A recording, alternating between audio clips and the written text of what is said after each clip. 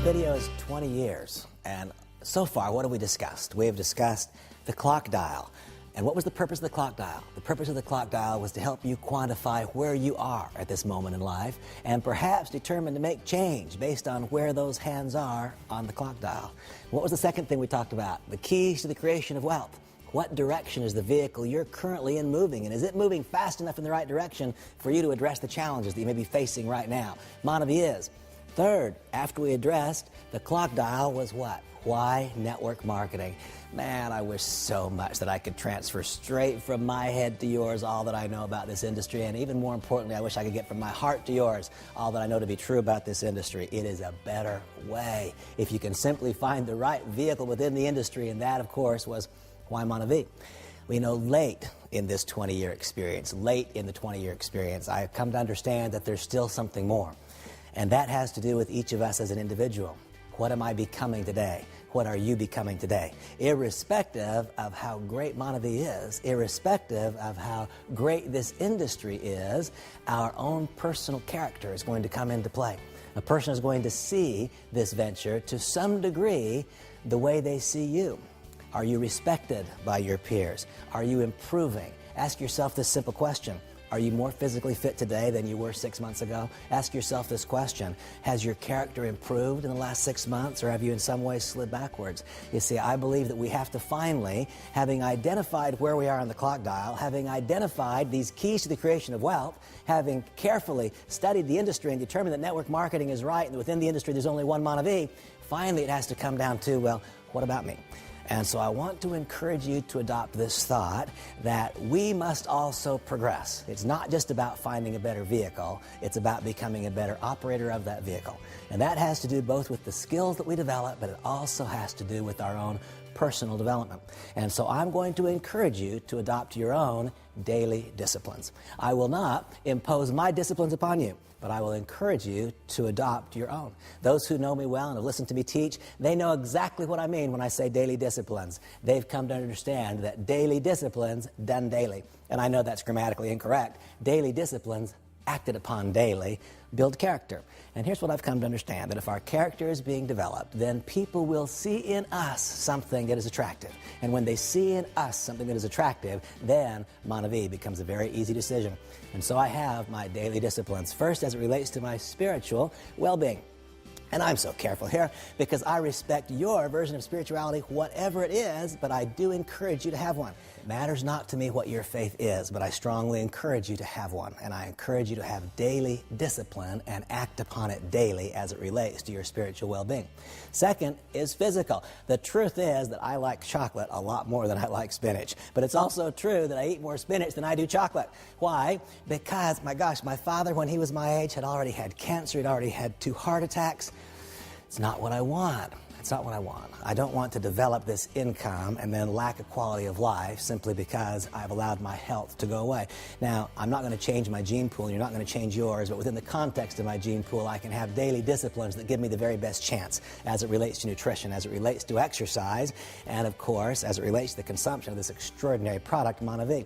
But I have daily disciplines as it relates to my physical well-being, nutrition, and exercise. You know, every day, I go to the gym. Every day I go to the gym. Daily disciplines done daily build character.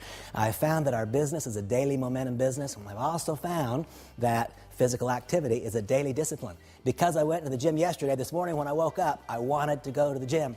You know what? If I allowed 5 days to go by without going to the gym, it would be as though I never walked in. That treadmill turns into a dreadmill.